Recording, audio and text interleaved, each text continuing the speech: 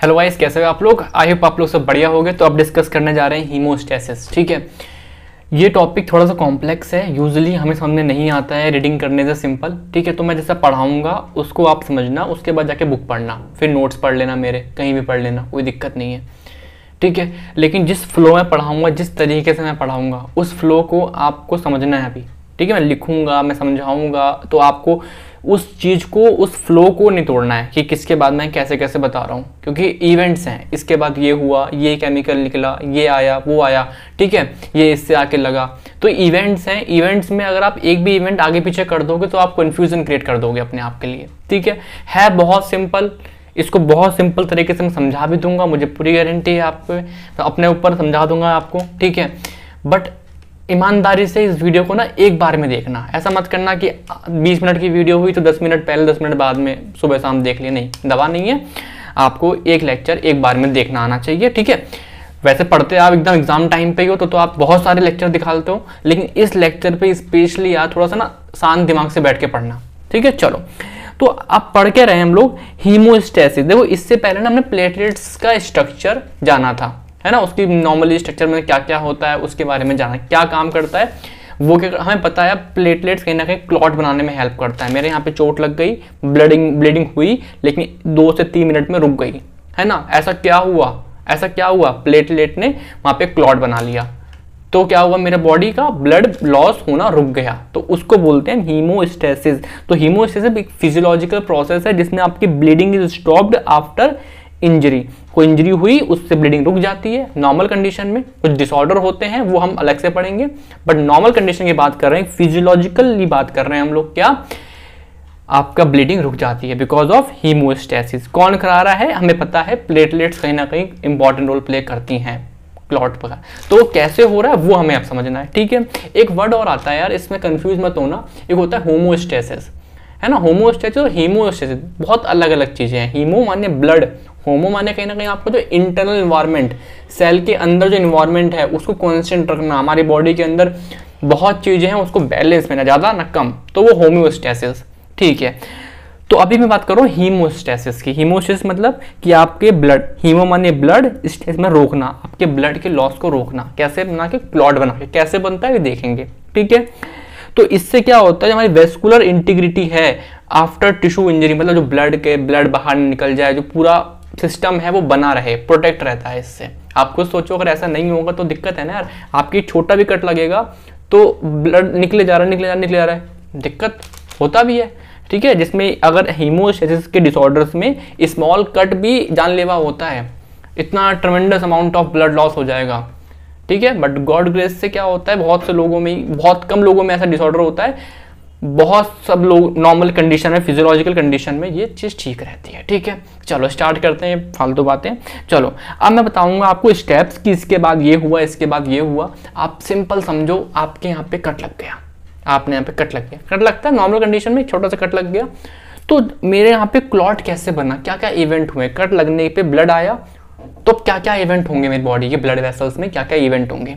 ठीक है, तो अभी लाइन से लिखा हुआ अभी समझा दूंगा, वीडियो होगी 20 मिनट के आसपास की, समझा दूंगा। ठीक है, तो क्या होगा, vasoconstriction, primary haemostasis, secondary haemostasis, clot retraction and repair.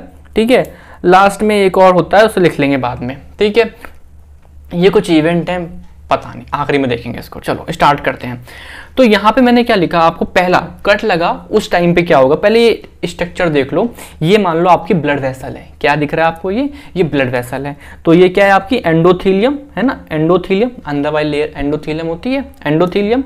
और नीचे क्या है, ये सब नीचे क्या है, सब एंडोथीलियम। ये नीचे क्या है, सब एंडोथीलियम। वहाँ पे कोलेजन वगैरह आपको, कनेक्टिव टिश्यू वगैरह मिलेंगे। ठीक है, ये कोलेजन हो गया, ये स्मूथ मसल्स हो गई, यहाँ पे आपकी नर्व दिख रही है आपको। ये पूरी, ये क्या है आपकी, वी कैन से एक ब्लड वेसल है, एक ब्लड वेसल है। ठीक है, अब हुआ क्या है, यहाँ पे आपको दिख रहा है छोटा सा, यहाँ पे ये एक सेकेंड, ये दिख रहा है आपको कटा हुआ, कैसे दिखाऊं, ये वाला हिस्सा देखो, यहाँ पे दिख रहा है आपको डैमेज हिस्सा, कट लग गया, मसल्स डैमेज हो गई, यहाँ का जो कोलेजन है वो डैमेज हो गया, आपकी जो एंडोथीलियम है वो डैमेज हो गई। अब जब वो डैमेज हो गई तब ब्लड निकलेगा यहाँ से, यहाँ पे क्या ट्रेवल कर रहा है, यहाँ पे ब्लड ट्रेवल कर रहा है, तो यहाँ से ब्लड लॉस होगा, है ना। अब मुझे रोकना है, तो पहला इवेंट क्या होता है, वो होता है वैसो कंस्ट्रिक्शन, यानी कि जो ये वेसल है ये कंस्ट्रिक्ट करेगी, दबेगी। कैसे दबेगी समझो। पहला रीजन, पहला मैकेनिज्म क्या होता है, एंडोथीलियम, रप्चर एंडोथीलियम एक चीज सिक्रेट करेंगे आपके, क्या, एंडोथीलिन, एंडोथीलिन, है ना। ये जाएगा आपके मसल्स के पास गया और मसल्स के अंदर कैल्शियम बढ़ाया कहीं कुछ करके और कॉन्ट्रैक्शन करा दिया। मतलब पहला मैकेनिज्म क्या है, एंडोथेलिन मैकेनिज्म है। ये आपका एंडोथीलियम से निकला, एंडोथीलियम से निकला, ठीक है, स्मूथ मसल्स के पास गया और कॉन्ट्रैक्शन करा दिया। कॉन्ट्रैक्शन करा दिया तो क्या हो गया, वैसो कंस्ट्रिक्शन हो गया। वो आर्टरी इतनी मोटी थी, अब इतनी पतली बची, अब इतनी पतली बची तो ब्लड फ्लो कम हो गया, ब्लड फ्लो कम हो गया तो ब्लड लॉस कम हो गया। तो आपका ब्लड लॉस को कम कर रहे हैं अभी, है ना, तेज से ब्लड ना निकल जाए बिल्कुल। तो पहला स्टेप क्या हो, वैसो कंस्ट्रिक्शन। कैसे हो रहा है, मैंने एक तरीका बताया है आपको। क्या बताया, एंडोथीलियम से निकला एंडोथीलिन, वो गया स्मूथ मसल्स के रिसेप्टर पे और उससे कॉन्ट्रैक्शन करा दिया।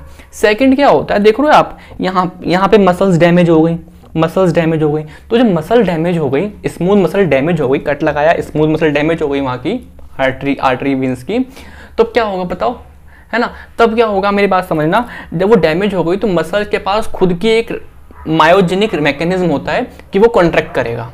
स्मूथ मसल्स के पास खुद का मैकेनिज्म है, वो कॉन्ट्रैक्ट करेगा। तो क्या हुआ, मायोजेनिक मैकेनिज्म। वो क्यों हो रहा है, बिकॉज स्मूथ मसल डैमेज हुई है तो उन्हें खुद का मैकेनिज्म है कि डैमेज हुई है तो वो कॉन्ट्रैक्शन कर लेंगे, ठीक है। मसल्स या मसल तो कॉन्ट्रैक्ट करना जानती है, ठीक है। और थर्ड आप बोल सकते हो न्यूरल रिफ्लेक्स, कि जैसे यहाँ पे डैमेज हुआ, पेन आया, पेन पाथवे के थ्रू आपको जो न्यूरॉन ने मसल्स को फिर से ऑर्डर दिया, है ना, कि कॉन्ट्रैक्ट कर लो। तो ये तीन मैकेनिज्म है, कौन कौन से बताओ। पहला वाला इंपॉर्टेंट, एंडोथीलिन निकला कहां से, यहां से, उसने मसल से बोल दिया, मसल ने खुद से बोल दिया। बाकी पेन पाथवे जो भी आपका है, दर्द हुआ, बाकी ऑटोकॉइड्स नहीं बोलना चाहिए आपसे, हिस्टामिन वगैरह कुछ निकले यहाँ से जिसने कॉन्ट्रैक्शन करा दिया। कुल मिला के बात इतनी सी है कि पहला स्टेप यही होगा, वैसो कंस्ट्रिक्शन, वैसो कंस्ट्रिक्शन, ठीक है। समझ में आ गया ना। वैसो कंस्ट्रिक्शन मतलब क्या है, आर्टरी पहले इतनी बड़ी थी, अब जहां चोट लगी है वहां पे कंस्ट्रिक्शन हो गया, यहाँ पे थोड़ा दब गई आर्टरी, जिससे क्या हो, ब्लड फ्लो कम हो गया, ब्लड फ्लो कम हो गया तो ब्लड का लॉस जो रेट है वो भी धीरे धीरे ब्लड निकलेगा वहां से, ठीक है। रुका तो नहीं है, पहला स्टेप हुआ है। सेकंड स्टेप पे आते हैं। अब मेरी बात समझना, पहले समझते हैं प्राइमरी हीमोस्टेसिस क्या होता है। देखो अब हुआ क्या है आपका, ये हो गया यहाँ पे, ठीक है, एक सेकेंड, हाँ। तो यहाँ पे क्या हुआ, एंडोथीलियम एक चीज निकालते हैं आपके यहाँ से, जिसे बोलते हैं हम लोग क्या, वॉन विल्डन फैक्टर। यहाँ पे कुछ दिख नहीं रहा होगा ना, छोटा बहुत ज़्यादा लग रहा है। ये जाके यहाँ पे क्या है, कोलेजन है, ये कोलेजन है, और ये एक चीज निकाली जिसका नाम है वॉन विल्डन फैक्टर। दिख रहा है आपको, अगर मैं इसको दिख रहा हो ना, ब्लैक हल्का हल्का, ठीक है, दिख रहा होगा। अब क्या हुआ, ये जो है ना, ये यहाँ पे घूम रही है प्लेटलेट्स कलर चेंज कर दें थोड़ा सा, ये देखो, ये है आपकी प्लेटलेट, ये प्लेटलेट घूम रही है यहाँ पे, ठीक है। अब ये प्लेटलेट जाएंगी यहाँ पे वॉन विल्डन फैक्टर, VWF बोलूंगा, ठीक है। ये आके यहाँ पे लग गई इनसे लग गई, इन रिसेप्टर पे आके लग गई। अब रिसेप्टर बोला मैंने, कौन सा रिसेप्टर होता है बताओ। यहाँ पे रिसेप्टर होता है प्लेटलेट्स के पास, क्या, ग्लाइकोप्रोटीन 1B, वो आके लगा। देखो मैंने बताया होगा कहीं पहले वाले लेक्चर में, ये वाला लेक्चर। तो मैं क्या बोल रहा हूँ, देखो यहाँ पे सिंपल तरीके से बताऊँ आपको, इधर देखो, यहाँ देखो सिंपल तरीके से, ये आपका सब एंडोथीलियम है, ये आपका सब एंडोथीलियम हो गया नीचे वाला। यहाँ पे आपका लगा है क्या, VWF फैक्टर, ठीक है। फिर यहाँ पे आया प्लेटलेट पे रिसेप्टर कौन सा, ग्लाइकोप्रोटीन 1B, वो आके इससे अटैच हो गया, ठीक है। अगर आप थोड़ा साफ यहाँ देखो कि ये आपकी ये है, यहाँ पे लगी चोट, टाइम लगेगा कोई दिक्कत नहीं है, लगाएंगे, चोट लगी। फिर यहाँ पे आ गए फैक्टर, कौन से वाले फैक्टर आ गए बताओ, ये इसको ऐसा ना करके ऐसा, ये फैक्टर आ गए, कौन से, VWF फैक्टर आ गए। इस पे आके लग गए आपके कौन से, प्लेटलेट लग गए। बाय विच रिसेप्टर आप बोलोगे glycoprotein 1b receptor, glycoprotein 1b receptor. तो मतलब यहाँ पे क्या हुआ है, इसे बोलते हैं एडेशन, इसे बोलते हैं प्लेटलेट आके लगी है यहाँ पे, इसे बोलते हैं एडेशन। तो पहला काम यहाँ पे क्या हुआ, प्लेटलेट ने एडेशन किया है, प्लेटलेट ने एडेशन किया है, ठीक है, सुनना ध्यान से, प्लेटलेट ने एडेशन किया है। अब जैसे ये एडिशन करती हैं तो प्लेटलेट, जो नॉर्मल प्लेटलेट है वो एक्टिवेट हो गई, उन्होंने अपना सूडोपोडिया वगैरह आपने देखा था ये वाला लास्ट इमेज, ये नॉर्मल प्लेटलेट और ये एक्टिवेट प्लेटलेट, ये फिलोपोडिया बना दिया, सूडोपोडिया बना दिया कुछ, ठीक है। अब वो एक्टिवेट हो गई और जैसे ही एक्टिवेट हुई, चलो यहाँ लिख देता हूँ मैं साफ साफ, ठीक है, ये प्लेटलेट है ये प्लेटलेट से एक्टिवेट हुई, इसने बहुत सारे अंदर से अपने ग्रेन्यूल्स, याद है अल्फा ग्रेन्यूल, डेंस ग्रेन्यूल देखे थे हमने, ठीक है, ओके। तो अब क्या हुआ, यहां से निकले केमिकल, क्या निकले बताओ, एडीपी, इसे रफ कर दूं हल्का सा, देखो, तो इन प्लेट से निकली एडीपी, मैं इतनी बार रिवाइज कराऊंगा, अभी टेंशन मत लो, हो जाएगा यार। एडीपी निकला, थ्रोम्बोक्सिन A2 निकला और आपका सीरोटोनिन निकला, ठीक है। अब ये एडीपी और ये लोग क्या करेंगे, बाकी प्लेटलेट्स को बुलाएंगे और बोलेंगे आके लगो। तो मैंने कलर थोड़ा चेंज करना है, ये जो बाकी प्लेटलेट्स हैं वो आके लग रहे हैं, ये देखो, ये आके लग रहे हैं, ये आके लग गए, ये आके लग गए, ये आके लग गए, ये आके लग गए, ठीक है। तो ये किसने काम किया, एडीपी ने और थ्रोम्बोक्सिन A2 ने इन प्लेटलेट्स के पास गए और बोला। लेकिन ये ना किस रिसेप्टर से लग रहे हैं, ये लग रहे हैं रिसेप्टर ग्लाइकोप्रोटीन आपका 2A 3B, कहीं लिखा है क्या, 2B 3A, sorry 2B 3A, ये इस रिसेप्टर से लग रहे हैं। मतलब क्या है, यहां देखो आके कि यहां पे आपने ये लग गए, इन्होंने केमिकल निकाला क्या, थ्रोम्बोक्सिन A2 और ADP, जो जाके दूसरे प्लेटलेट को बुला के ले आए और प्लेटलेट यहाँ पे लग रहे हैं। लेकिन प्लेटलेट आपस में कौन से रिसेप्टर से लगते हैं बताओ, ग्लाइकोप्रोटीन 2B 3A, ये रिसेप्टर है यहाँ पे, समझ में आ रहा है क्या, प्लेटलेट जुड़ रहा है जब, तो glycoprotein 2B 3A receptor, platelet जब वॉन वेल्डन फैक्टर से लग रहा है तो कौन सा ग्लाइकोप्रोटीन 1B फैक्टर, समझ में आ रहा है क्या, इजी, ठीक है। जो प्लेटलेट्स ये आ रही हैं अब, इन्हें बोलते हैं प्लेटलेट एग्रीगेशन। देखो दो डिफरेंस बताए मैंने, प्लेटलेट एडिशन और प्लेटलेट एग्रीगेशन, एडिशन और एग्रीगेशन। एडिशन क्या है, स्टार्टिंग वाली प्लेटलेट जब आ रही थी और आपके जो नीचे वाला कोलेजन पे आके, या फिर आप बोल सकते हो क्या बोल देंगे, सब एंडोथेल्मिन लग रही थी उस पे, उसे बोलते हैं क्या, एडिशन। तो स्टार्टिंग वाली प्लेटलेट जब आके लग रही हैं, इसे बोलते हैं एडिशन की प्रॉपर्टी। और जब सारी प्लेटलेट आपस में एक दूसरे लगी जा रही है, उसे बोलते हैं एग्रीगेशन होना, ठीक है।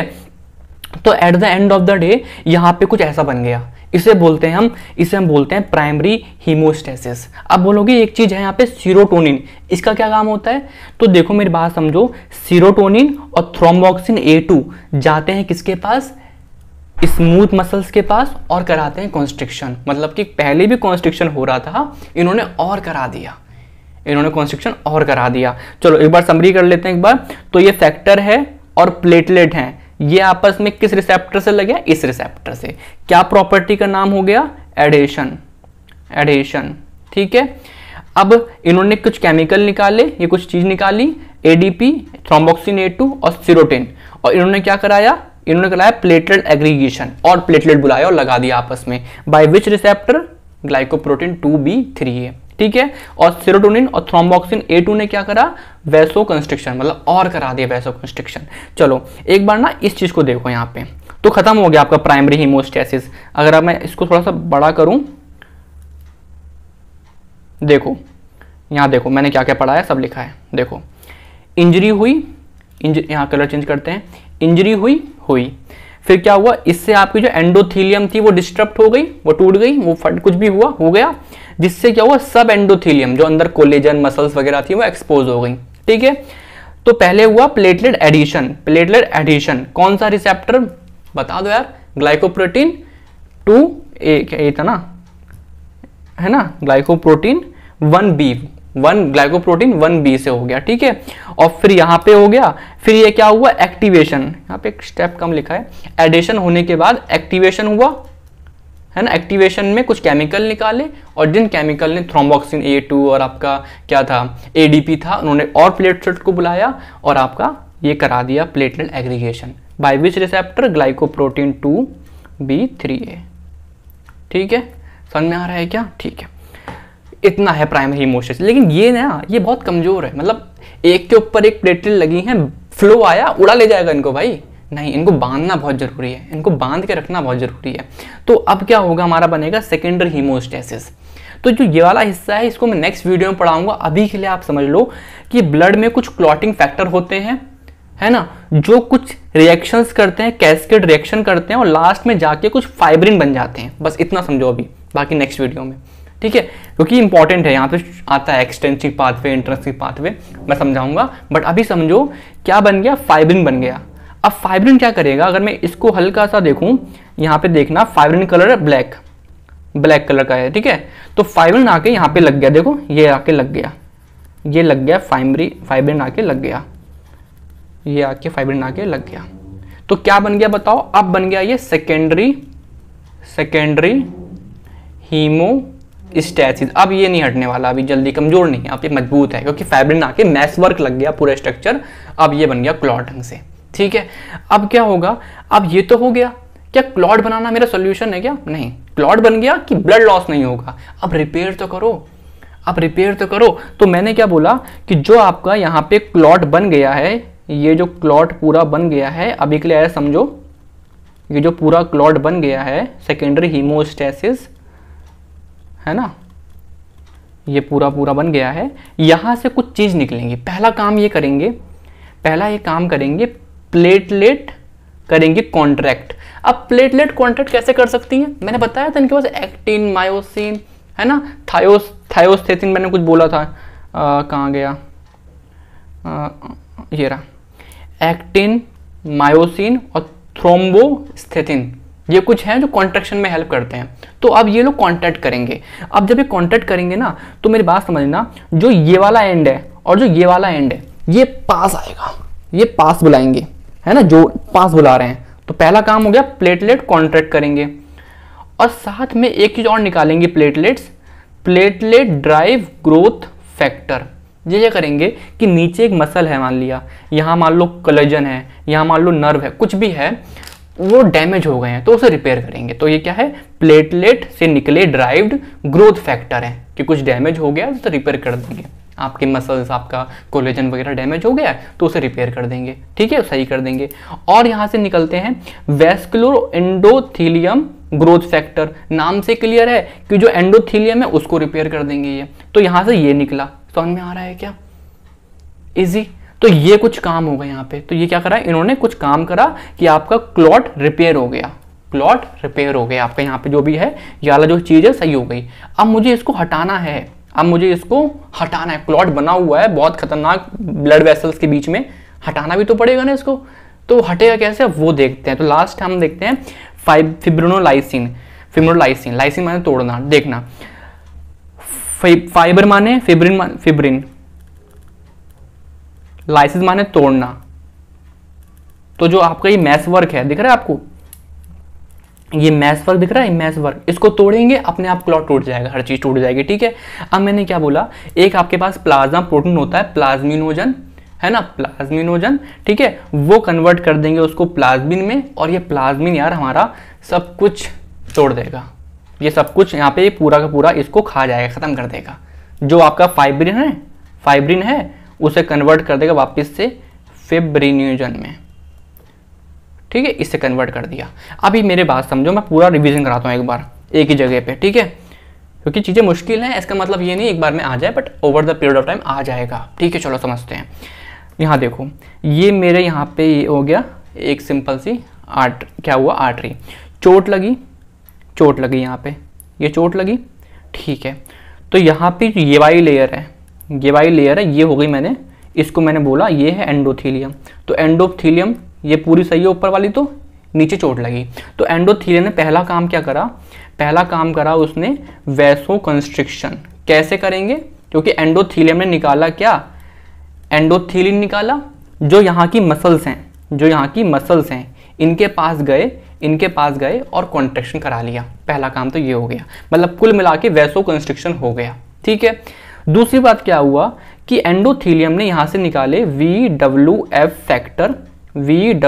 फैक्टर जो जाके लग गए सब एंडोथीलियम में, जाके लग गए कोलेजन वगैरह में आके लग गए, जो कि अट्रैक्ट करेंगे प्लेटलेट्स को, और प्लेटलेट्स आके इन पे लग गई, by which receptor, glycoprotein 2A। समझ में आ रहा है क्या?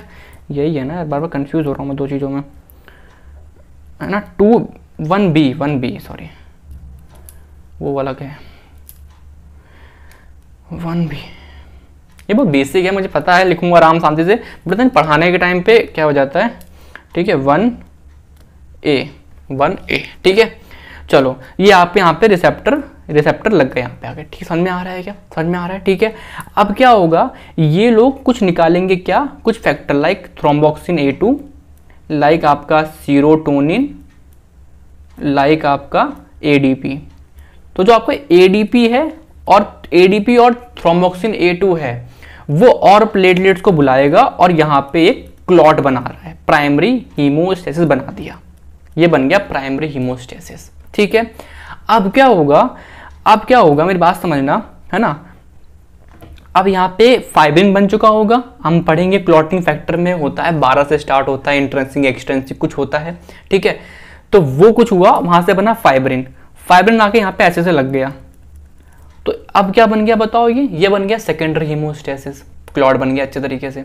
ठीक है, अब क्या होगा, यहाँ पे प्लेटलेट्स यहाँ पे इसे रिपेयर करेगी, इस क्लॉट में जो दिक्कत आई है उसे सही करेंगे। तो क्या होगा मुझे बताओ, यहाँ से निकला आपका, पहले करेंगे प्लेटलेट कॉन्ट्रैक्ट, प्लेटलेट कॉन्ट्रैक्ट किया, साथ में निकाला प्लेटलेट ड्राइव ग्रोथ फैक्टर, तो जो इंजर्ड पार्ट है उसे रिपेयर करा, साथ में एक निकाला वेस्कुलर एंडोथीलियम, है ना, ग्रोथ फैक्टर, तो एंडोथीलियम को भी रिपेयर करा, जो कट गया था, है ना, उसे रिपेयर किया। ये सब रिपेयरिंग वाला काम आ गया। लास्ट में क्या होगा आपका, होता है क्या, वी कैन से प्लाज्मिनोजन, उसे कन्वर्ट कर देंगे हम प्लाज्मिन के अंदर, और जो प्लाज्मिन आपके ये सबको फाइब्रिन को खा जाएगा, क्लॉट खत्म कर देगा। ठीक है, तो ये कुछ बेसिक सा था जो मैंने बताया आपको। अगर आप यहाँ पे सिंपल सी हेडिंग याद कर लो, ये है ना, कि ये एक सेकंड, हाँ ये कैसे हुआ, ये क्या होता है ना, रिपेयर में क्या हुआ, लास्ट में आपका फाइब्रिनोलाइसिस, ये क्या हुआ। तो आप इतना अगर समझ लो तो आपको समझ में अच्छे से आ जाएगा कि यार चीज़ें मैकेनिज्म क्या है। देखो ये मुश्किल तो है, नो डाउट अबाउट इट, लेकिन अगर मैंने पढ़ाया और मेरे फ्लो को आपने पढ़ा, है ना, आराम से शांत दिमाग से बैठ के पढ़ा होगा, समझ में आ गया होगा। कोई भी इशू होगा मुझे बताना यार, ठीक है, क्योंकि ये इंपॉर्टेंट टॉपिक है और मुझे लगता है मैंने आपको समझा दिया। ठीक है, अगर जब भी समझ में नहीं आया, मे भी कोई दिक्कत रह गई हो, तो आप मुझे समझा दोगे। ठीक है, बिकॉज इस मोमेंट ऑफ टाइम पे यार थोड़ा मेरे एग्जाम भी चल रहे हैं, बहुत कुछ दिक्कतें हैं दूसरी, ठीक है ना, और इस टाइम बच्चा भी इतना नहीं पढ़ रहा है स्टार्टिंग में, तो मे बी मेरी इंटेंसिटी किसी लेक्चर में कम रहती हो, तो अगर मैं कोई समझा ना पाता हूँ तो मुझे प्लीज़ आप इन्फॉर्म करोगे इन फ्यूचर जब भी आप इस वीडियो को देखोगे, क्योंकि मैं उस वीडियो को डाउट जो भी होंगे वापस से रेक्टिफाई कर दूंगा फॉर श्योर, उसमें कोई दिक्कत नहीं है। ठीक है, तो ये आपकी बात हुई। और अब इस वाले हिस्से को मैंने नहीं पढ़ाया अभी, इसके लिए नेक्स्ट लेक्चर आपका होगा, नेक्स्ट लेक्चर आपका होगा। जब से ये नया पेन आया ना, मैं शूट नहीं कर पा रहा, मतलब मैं लिखने में दिक्कत हो रही है बहुत ज़्यादा।